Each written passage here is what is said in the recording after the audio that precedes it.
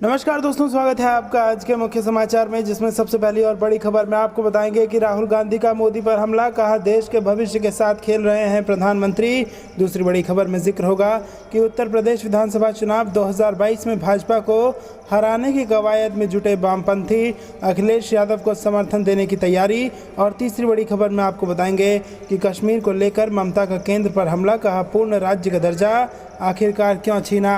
दोस्तों, हर एक खबर की गहराई में आपको ले जाएंगे, लेकिन उससे पहले अगर आपको भी ऐसा लगता है कि यूपी के चुनाव में भाजपा को बड़ा नुकसान होने जा रहा है, तो आप अभी इस वीडियो को लाइक कीजिए और इस लाल बटन को दबा के चैनल को फ्री में सब्सक्राइब करके घंटी बजाकर कमेंट में लिखिए जय हिंद। दोस्तों, रुक करते हैं तमाम बड़ी खबरों की तरफ। राहुल का मोदी पर हमला, कहा देश के भविष्य के साथ खेल रहे हैं प्रधानमंत्री। जी हां दोस्तों, कांग्रेस के पूर्व अध्यक्ष राहुल गांधी ने टाइकैथॉन 2021 के प्रतियोगियों के साथ प्रधानमंत्री नरेंद्र मोदी के संवाद के बाद बृहस्पतिवार को उन पर कटाक्ष करते हुए कहा कि सूक्ष्म, लघु एवं मध्यम उद्योग के क्षेत्रों में रोजगार देने वाले ही बेरोजगारी का सामना कर रहे हैं, किंतु प्रधानमंत्री ध्यान भटकाकर देश के भविष्य के साथ खेल रहे हैं। उन्होंने ट्वीट किया, आज एमएसएमई क्षेत्र में रोजगार देने वाले बेरोजगारी का सामना कर रहे हैं। प्रधानमंत्री अपने नाटक से भारत के वर्तमान से ध्यान भटका रहे हैं और भविष्य के साथ खेल रहे हैं। गौरतलब है कि प्रधानमंत्री मोदी ने टाइकैथॉन 2021 के प्रतिभागियों के साथ वीडियो कॉन्फ्रेंस के माध्यम से संवाद के बाद अपने संबोधन में कहा कि भारत की वर्तमान सामर्थ्य, उसकी कला संस्कृति को और भारतीय समाज को आज दुनिया ज्यादा बेहतर तरीके से समझना चाहती है और इसमें खिलौने और गेमिंग उद्योग बहुत बड़ी भूमिका निभा सकते हैं। उन्होंने परंपरा और प्रौद्योगिकी को शामिल कर चलाए जाने वाले आत्मनिर्भर भारत अभियान को बहुत बड़ी ताकत बताते हुए वैश्विक खिलौना बाजार में भारत की हिस्सेदारी बढ़ाने का आह्वान किया। रुख करते हैं अगली खबर की तरफ। उत्तर प्रदेश विधानसभा चुनाव 2022 में भाजपा को हराने की कवायद में जुटे वामपंथी, अखिलेश यादव को समर्थन देने की तैयारी। जी हाँ दोस्तों, उत्तर प्रदेश में बेशक वामपंथी पार्टियों को चुनावी राजनीति में कम करके आंका जाता रहा हो, लेकिन प्रदेश के कुछ जिलों में अपने बचे हुए जनाधार के बलबूते 2022 के विधानसभा चुनाव की तैयारियों में वह नए उत्साह से जुट गए हैं। भारतीय कम्युनिस्ट पार्टी का दावा है कि अब भी प्रदेश की करीब 100 सीटें ऐसी हैं जहां उसका ठीक ठाक वोट बैंक है और वह चुनावी नतीजों को प्रभावित कर सकती है।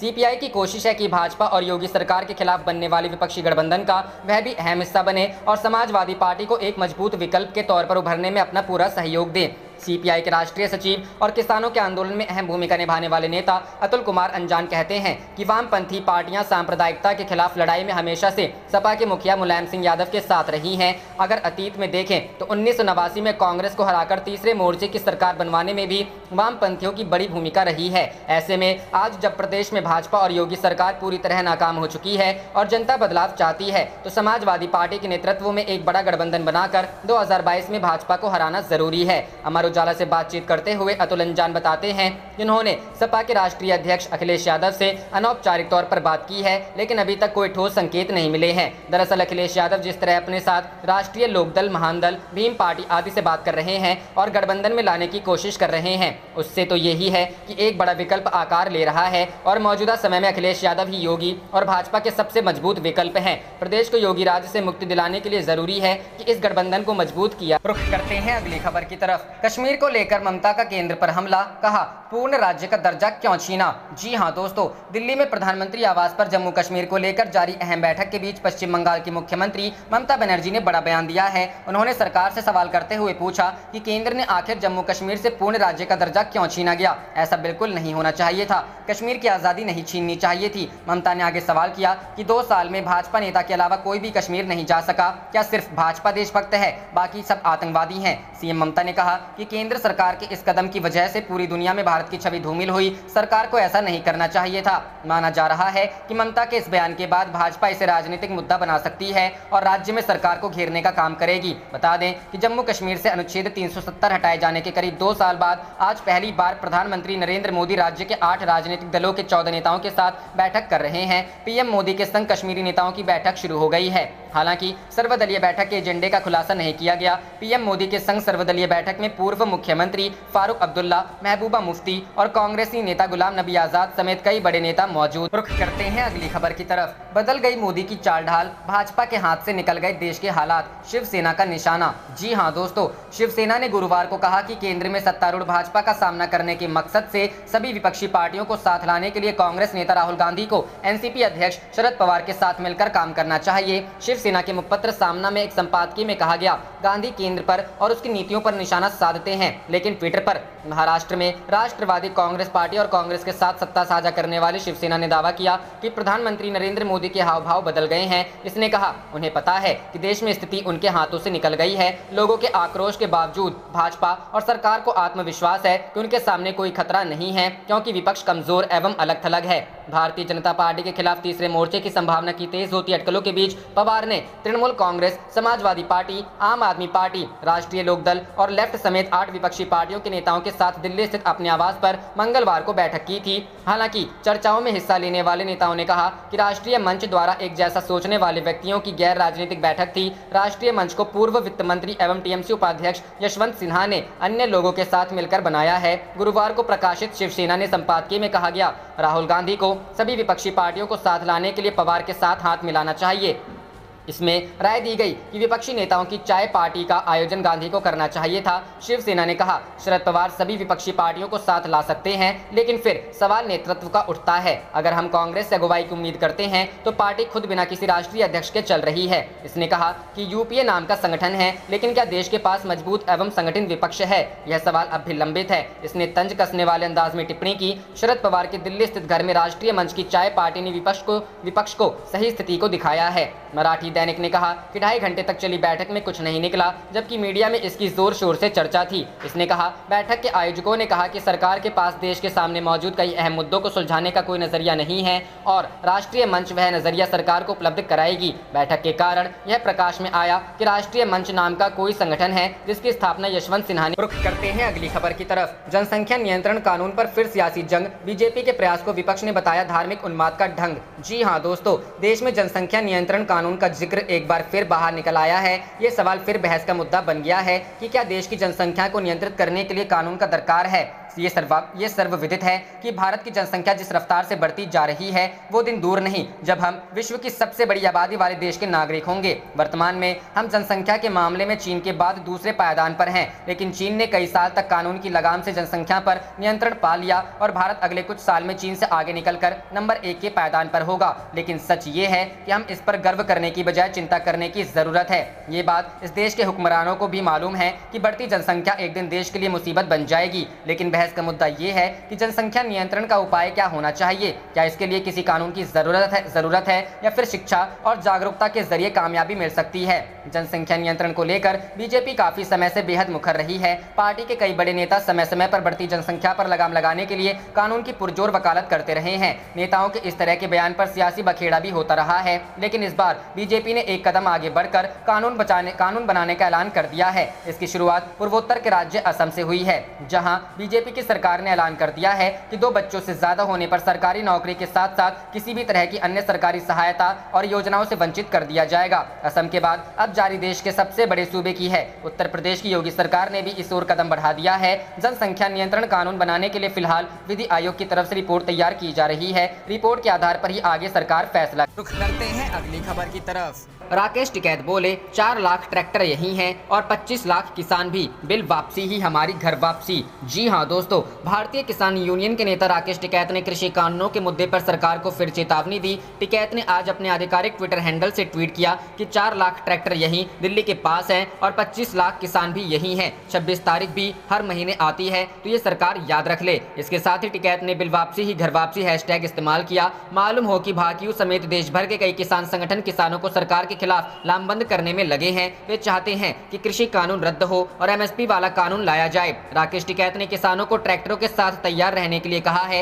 इससे पहले टिकैत ने विवादास्पद कृषि कानूनों के मुद्दे पर केंद्र सरकार को अल्टीमेटम जारी किया था। हालांकि सरकार ने उस पर प्रतिक्रिया नहीं दी, जिसके बाद टिकैत ने आह्वान करते हुए कहा, यह सरकार मानने वाली नहीं, इसे इलाज की जरूरत है। किसानों, अपने ट्रैक्टरों के साथ तैयार हो जाओ, हमें अपनी जमीन बचाने के लिए आंदोलन तेज करना होगा। किसान नेता ने पिछले दिनों कहा कि केंद्र सरकार को अपनी गलतफहमी से छुटकारा पाना चाहिए कि किसान अपने विरोध प्रदर्शन से पीछे हट जाएंगे, क्योंकि हम ऐसा नहीं करेंगे। राकेश टिकैत ने किसानों से एकजुट होने के लिए आह्वान किया और कहा, या तो किसान और जनता रहेगी या यह सरकार। किसानों की आवाज को झूठे मामलों से नहीं दबाया जा सकता है। पिछले कुछ दिनों में धरना स्थलों से अशांति और उत्पात से जुड़ी अलग अलग खबरें सामने आई, जिनके लिए पुलिस ने किसान प्रदर्शनकारियों को दोषी ठहराया। वहीं जवाब में प्रदर्शनकारियों ने कहा कि उनका आंदोलन काफी हद तक शांतिपूर्ण रहा है, फिर भी पुलिस ने उन्हें तितर बितर करने के लिए बल प्रयोग किया। दरअसल वे कृषि कानूनों को लेकर हरियाणा में भाजपा जसपा नेताओं के सार्वजनिक कार्यक्रमों का विरोध करते रहे हैं। बता दिया जाए कि किसानों का आंदोलन अभी राष्ट्रीय राजधानी दिल्ली के सीमावर्ती स्थलों पर ही चल रहा है।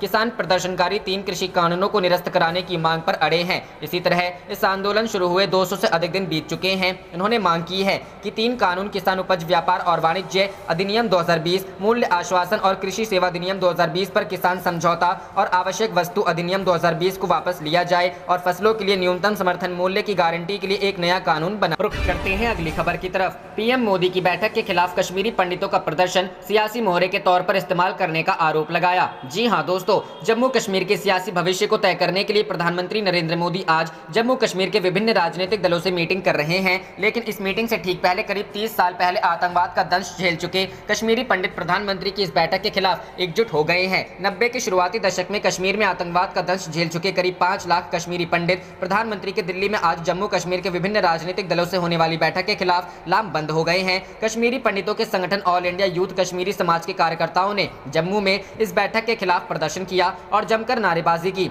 कश्मीरी पंडितों का आरोप है कि पिछले 3 दशकों से जम्मू कश्मीर के विभिन्न राजनीतिक दलों ने उनका तिरस्कार किया है और उन्हें सियासी मोहरे के रूप में इस्तेमाल किया है। कश्मीरी पंडितों ने कहा कि जिन भी दलों को प्रधानमंत्री नरेंद्र मोदी ने बैठक के लिए बुलाया है, उनमें से कोई भी दल कश्मीरी पंडितों की नुमाइंदगी नहीं करता। कश्मीरी पंडितों के संगठनों ने आरोप लगाया कि अगर इन राजनीतिक दलों में से किसी को भी कश्मीरी पंडितों के दर्द का पता होता तो पिछले 30 सालों में एक कश्मीरी पंडित को वापस घाटी में बसाया गया होता।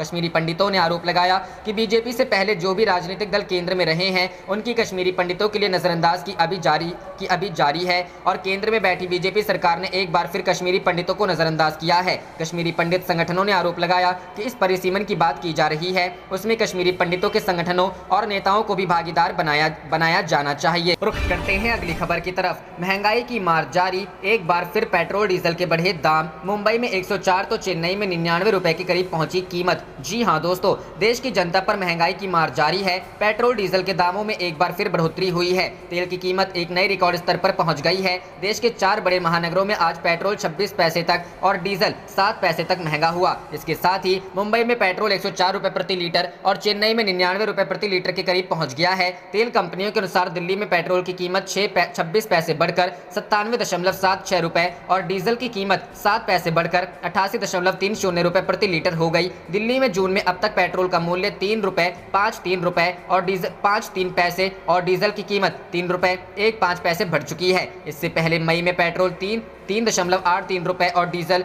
4.42 रुपए महंगा हुआ था। 1 लीटर पेट्रोल की कीमत 103.89 रुपए का और 1 लीटर डीजल की कीमत 95.79 रुपए तक पहुंच गई है। चेन्नई में पेट्रोल 23 पैसे महंगा होकर 98.88 रुपए और डीजल 6 पैसा महंगा होकर 92.89 रुपए प्रति लीटर पर पहुंच गया। कोलकाता में पेट्रोल की कीमत में 25 पैसे और डीजल की कीमत में 7 पैसे का इजाफा किया गया। वहां पेट्रोल 97.63 रुपए और डीजल 91.15 रुपए प्रति लीटर हो गया। रुख करते हैं अगली खबर की तरफ। प्रियंका गांधी ने पीएम मोदी पर कसा तंज, बोली डेल्टा प्लस वेरिएंट देश में दे चुका दस्तक। जी हां दोस्तों, कोरोना वायरल के डेल्टा प्लस वेरिएंट सरकार की टेंशन और बढ़ा दी है। हालांकि अभी तक इस स्ट्रेन के ज्यादा मामले देश में नहीं आए हैं, लेकिन इसके बारे में जितना भी पता चला है उसके बाद सरकार संबंधित राज्यों को अभी से सावधान हो जाने की सलाह दे रही है। इस बीच कांग्रेस महासचिव व उत्तर प्रदेश प्रभारी प्रियंका गांधी ने डेल्टा प्लस वेरिएंट को लेकर सरकार को आगाह किया है। प्रियंका गांधी ने 23 जून को सोशल मीडिया साइट फेसबुक पर लिखा, डेल्टा प्लस वेरिएंट देश में दस्तक दे चुका है। अभी मात्र 3.6% जनसंख्या का पूर्ण वैक्सीनेशन हुआ है, लेकिन पीएम महोदय ईएम की भूमिका में ही बने हुए हैं।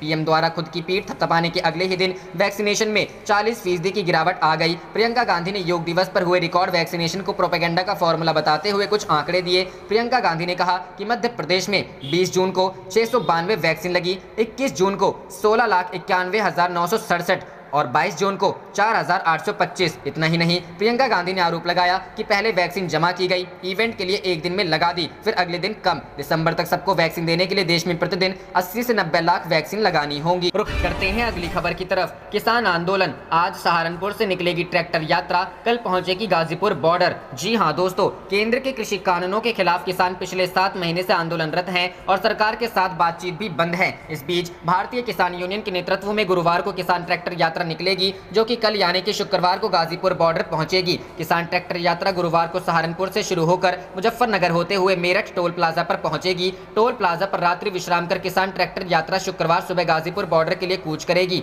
यह ट्रैक्टर यात्रा केंद्र के कृषि कानूनों के विरोध में दिल्ली बॉर्डर पर चल रहे किसान आंदोलन में शामिल होगी। माना जा रहा है कि किसान ट्रैक्टर यात्रा में सैकड़ों ट्रैक्टरों पर बड़ी संख्या में किसान सवार होंगे। ट्रैक्टर यात्रा के दौरान किसान टोल प्लाजा पर रात्रि विश्राम करेंगे। माना जा रहा है कि रास्ते में अलग अलग पड़ाव पर क्षेत्र के कई किसान भी अपने अपने ट्रैक्टर के साथ जुड़ते चले जाएंगे। दूसरी ओर हरियाणा के हिसार में किसानों ने ऐलान किया है कि भारतीय जनता पार्टी के नेताओं को काले झंडे दिखाए जाएंगे। हिसार में गुरुवार को पार्टी प्रदेश कार्यकारिणी की बैठक होने वाली है और इस बैठक में कई जिलों से पार्टी कार्यकर्ताओं के आने की संभावना है। कार्यकारिणी की बैठक में हिसार, सिरसा, भिवानी और फतेहाबाद से भाजपा कार्यकर्ता बैठक में शामिल होंगे। संयुक्त मोर्चा के आह्वान पर पार्टी नेताओं को काले झंडे दिखाए जाएंगे। काले झंडे दिखाकर विरोध किया जाएगा। विरोध को देखते हुए पुलिस प्रशासन भी अलर्ट। करते हैं अगली खबर की तरफ। राम गोपाल यादव का दावा, यूपी में 40 से 50 सीटों पर सिमट जाएगी बीजेपी, सपा बना रही है रणनीति। जी हां दोस्तों, समाजवादी पार्टी के राष्ट्रीय महासचिव राम गोपाल यादव ने कहा कि सपा 2022 विधानसभा चुनाव की रणनीति बना रही है।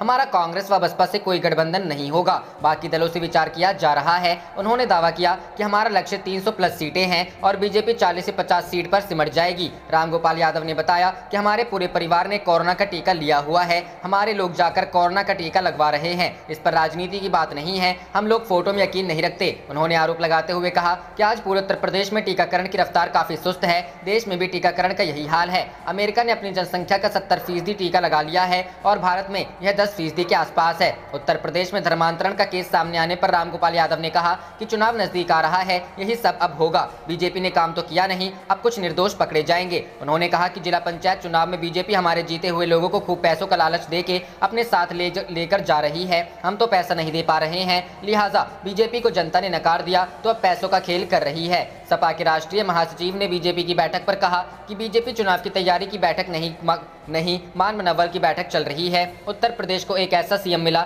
जिसने अधिकारियों की छोड़ किसी की नहीं सुनी। सीएम ने अपनी पार्टी के लोगों की भी नहीं सुनी। कुछ अधिकारी जो गड़बड़ कर रहे हैं, सबको हम देख रहे हैं। रुख करते हैं अगली खबर की तरफ। अखिलेश का आरोप, जिला पंचायत अध्यक्षों की कुर्सी हथियाने के लिए सत्ता का दुरुपयोग कर रही बीजेपी। जी हां दोस्तों, समाजवादी पार्टी अध्यक्ष अखिलेश यादव ने उत्तर प्रदेश में सत्तारूढ़ भाजपा पर भय और लालच दिखाकर जिला पंचायत अध्यक्षों और ब्लॉक प्रमुखों की कुर्सी हथियाने के लिए सत्ता का दुरुपयोग करने का आरोप लगाया है। अखिलेश ने बुधवार को एक बयान में आरोप लगाया, भाजपा जनता और लोकतंत्र का अपमान करने पर तुली है। जनता ने पंचायत चुनाव में भाजपा को हरा दिया तो अब वह धांधली से अपनी खोई गरिमा हासिल करना चाहती है। भय और लालच दिखाकर ब्लॉक प्रमुख और जिला पंचायत अध्यक्षों की कुर्सी हथियाने का ख्वाब देख रही भाजपा सत्ता का दुरुपयोग करने पर लगी हुई है। उत्तर प्रदेश के पूर्व मुख्यमंत्री ने आरोप लगाया कि भाजपा हर जिले में प्रशासन के जरिए सपा के प्रत्याशियों पर फर्जी मुकदमे दर्ज करवाकर उन्हें डरा धमका रही है। उन्होंने इस मामले में राज्यपाल से हस्तक्षेप का आग्रह करते हुए कहा कि राज्यपाल आनंदीबेन पटेल को भी स्वतंत्र एवं निष्पक्ष चुनाव के लिए हस्तक्षेप करते हुए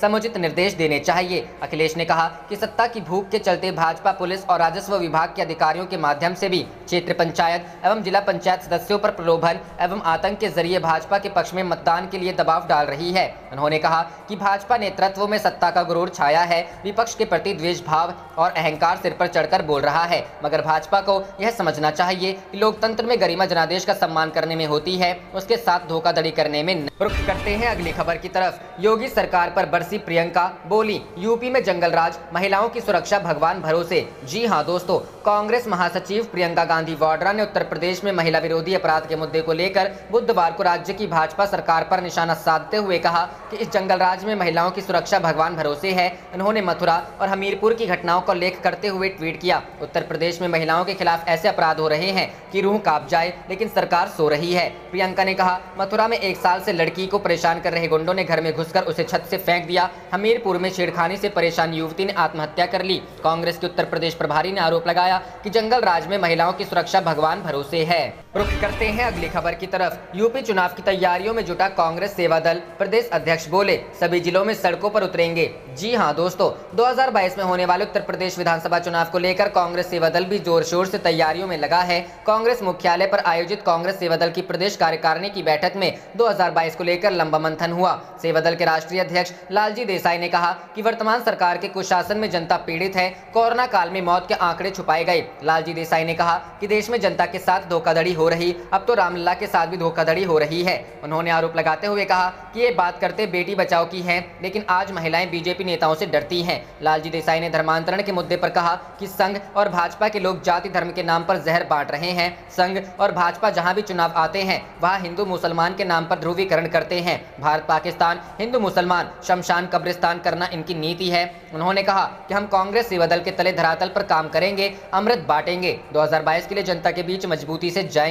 सेवा दल के प्रदेश अध्यक्ष प्रमोद पांडे ने कहा कि हम प्रदेश के सभी जिलों में सड़कों पर उतरेंगे, लेकिन सिर्फ 5-5 की संख्या में ही निकलेंगे। वहीं एमएलसी दीपक सिंह ने कहा कि अगर धर्मांतरण के इतने मामले आए हैं तो ये सरकार के इंटेलिजेंस के फेलियर है। ये इसके नाम पर ध्रुवीकरण की राजनीति कर रहे हैं। आप देख रहे थे आपका अपना चैनल जय हिंद जय भारत।